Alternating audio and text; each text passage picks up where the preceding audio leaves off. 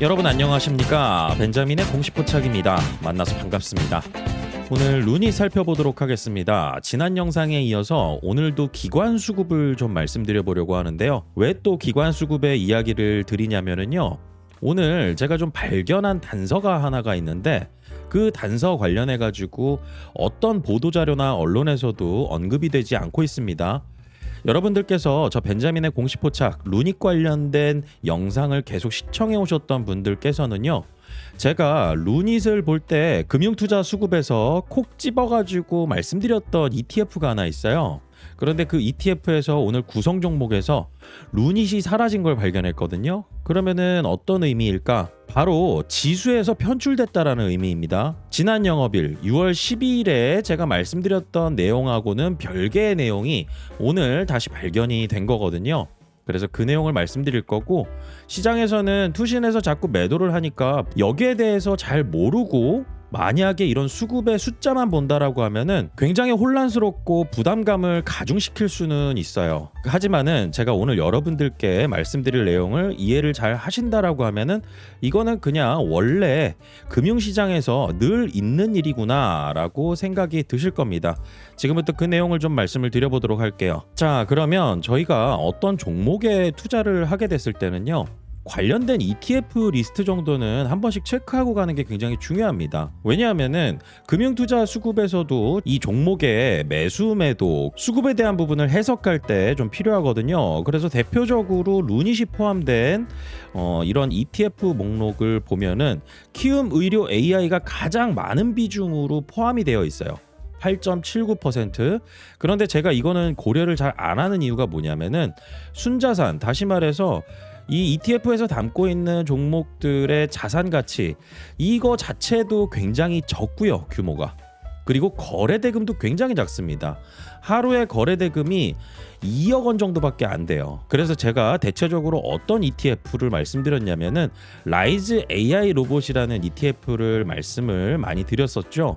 그리고 구성 종목에서도 제가 확인해 드리면서 보여드렸던 ETF고요. 이 ETF가 루닛이 포함된 테마 ETF 중에서는 거래량도 좀 괜찮고요. 순자산도 좀 높습니다. 그리고 대표적인 게 뭐냐면은 제가 항상 말씀드리는 코스닥 150에 포함되어 있는 ETF들이죠. 그냥 코스닥 150 ETF입니다. 이걸 제외하고 나면은 테마 ETF 중에서는 이게 규모가 제일 커요. 그 다음에 코덱스 바이오가 있고요.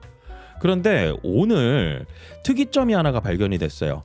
지금 여기 안에서도 이 루닛이 포함된 걸로 보여지고는 있는데 실질적으로는 빠졌습니다. 그래서 오늘 라이즈 AI 로봇 이 ETF 구성 종목을 확인해 보면은 항상 이 10위권 안에 루닛이 포함되어 있었거든요.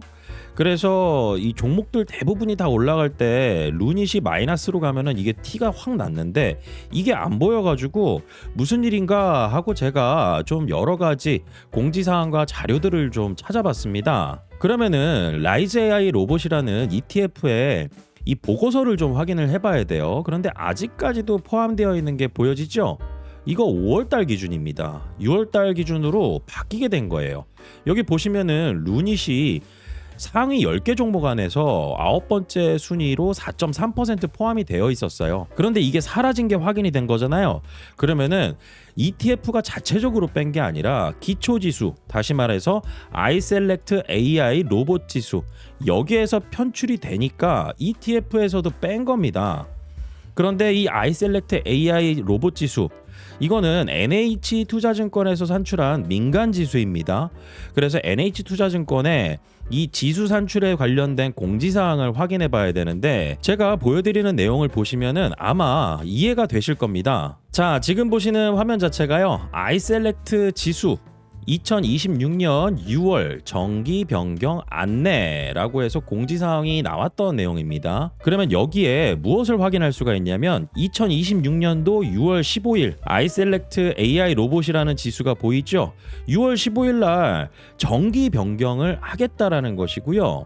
이 종목의 편입과 편출도 결정된다라는 것인데 실질적으로 저희가 KRX에서 알려주는 것처럼 미리 편출될 종목, 그리고 앞으로 편입될 종목, 이런 부분들을 알 수 있으면 좋겠지만은 실질적으로 바뀌고 난 다음에 다음 달 1일 다음 달 1일에 공지사항으로 나오게 됩니다. 이런 내용들 같은 경우는 언론 보도에서 잘 확인하기가 어려울 겁니다. 왜냐하면은 저희는 루닛에 투자하면서 루닛이 포함된 주요 ETF들을 추적하고 있었잖아요. 그런데 구성 종목에서 실시간 현황으로는 빠져 있었던 겁니다. 그런데 빠져 있었던 이유를 오늘 찾아보니 6월 15일이 지수 정기 변경이었고 이 편입과 편출되는 종목은 다음 달 1일에 알 수 있는 건데 구성 종목에서 빠진 걸 보니 이거는 다음 달 1일에 편출 종목으로 나오겠구나. 이걸 알 수가 있는 거죠. 그러면은 편출된 종목이 있다라고 하면은 운용사는 이 지수 따라서 움직이는 건데, 다시 말하면은 이 ETF 자체가요, 이 지수를 그냥 추종하는 펀드라고 보시면 됩니다. 특히나 패시브 ETF 같은 경우는 그렇기 때문에 자기네들 역량으로 어떤 종목을 마음대로 편입시키거나 편출시키거나 이게 안 되고요. 이 아이셀렉트 지수 중에서 AI 로봇 지수 있죠. 이 지수의 종목이 편출되면은 따라서 팔아야 되고 편입되면 따라서 사야 되고 이런 구조로 되어 있다라는 거죠. 모든 상품들이 다 이런 구조라고 보시면 됩니다. 그래서 저희는 오늘 ETF 구성 종목, 특히나 저희가 모니터링을 하던 ETF에서 실시간 현황으로 구성 종목에서 루닛이 빠진 걸 확인해 보니 이 지수에서 편출됐구나 라는 것을 유추해 볼 수 있다는 것이고, 이거는 7월 1일 날 NH투자증권에서 공지를 하겠죠. 그래서 오늘 기관 순매도 같은 경우는 루닛이 정말 무슨 악재가 있어서 팔았느냐, 이게 아니라 기계적인 매도, 그리고 지수에서 편출됐기 때문에 이런 부분들로 해석을 해볼 수 있다라는 거죠. 그러면 지수에 편출됐다라고 해가지고 어떤 악재가 있어서 편출이 된 거냐?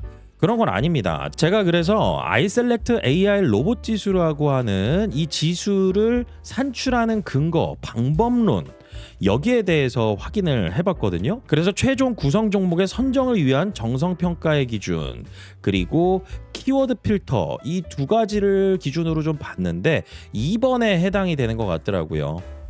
이게 무슨 얘기냐면은, 여러분들께서 이 KRX 지수 같은 경우는 이렇게 보시면 됩니다. 코스닥 150은 거의 대부분 종목의 어떤 인기도 이런 부분들보다는요, 실질적으로 거래량과 거래대금, 그리고 유동 주식 수가 얼마 정도 되느냐, 그리고 제일 중요한 건 시가총액이죠.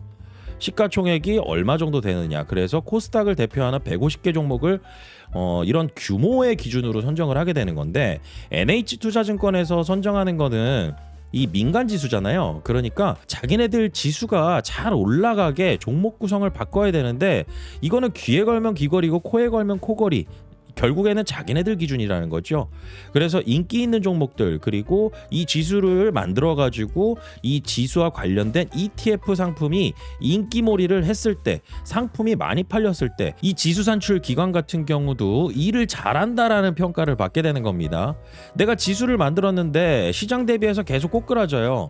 이거 관련해서 상품 만들까요? 안 만듭니다.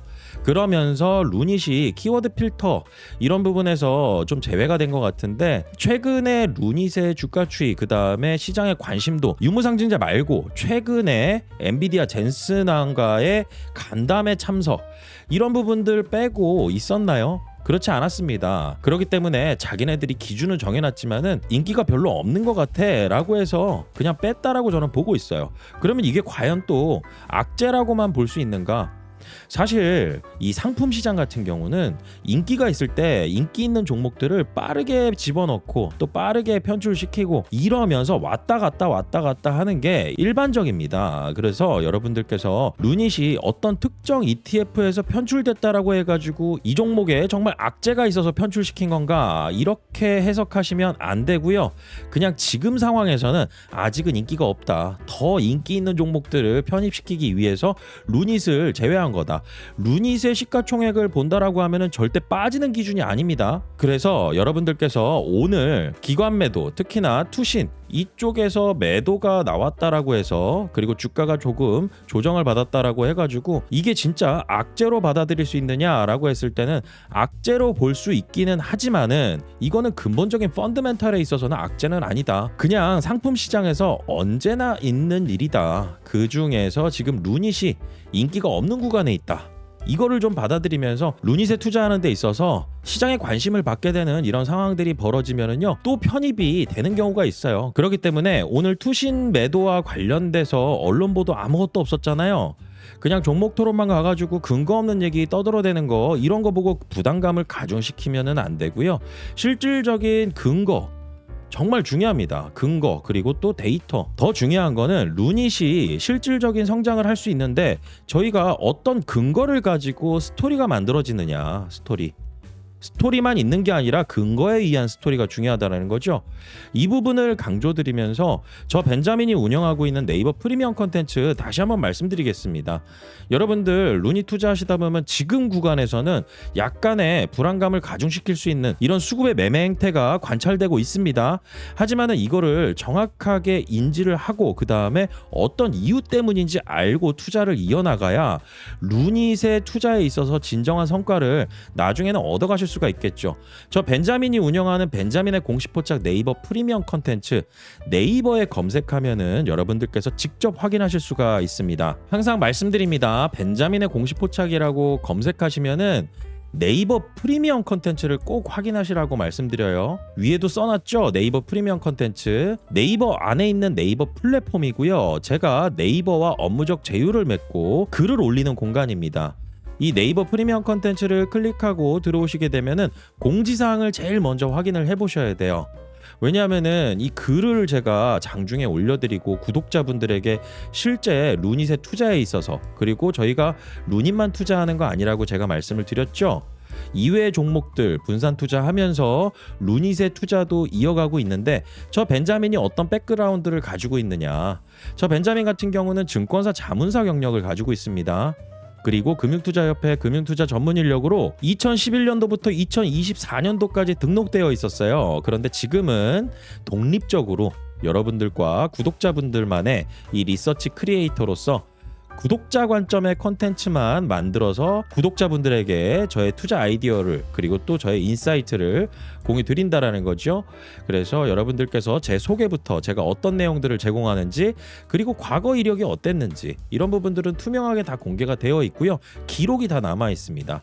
그리고 장 마감했을 때, 그리고 투자 종목 모니터링, 그리고 장중에 좀 주목해 볼 만한 이슈들 말씀드리면서 투자 종목 모니터링, 루닛과 ETF, 루닛 같은 경우는 거의 매일 모니터링 해드리거든요. 지금 투자 중이신 분들께서는 제가 올려드리는 글 확인하시면서 여러분들께서 투자 판단에 활용하신다라고 하면은 불안감을 조장하는 얘기나 내가 알기 어려운 상황에 대해서 이해를 하시고 그 다음에 투자를 계속 이어나가실 수 있을 거다, 이렇게 생각을 하고 있습니다.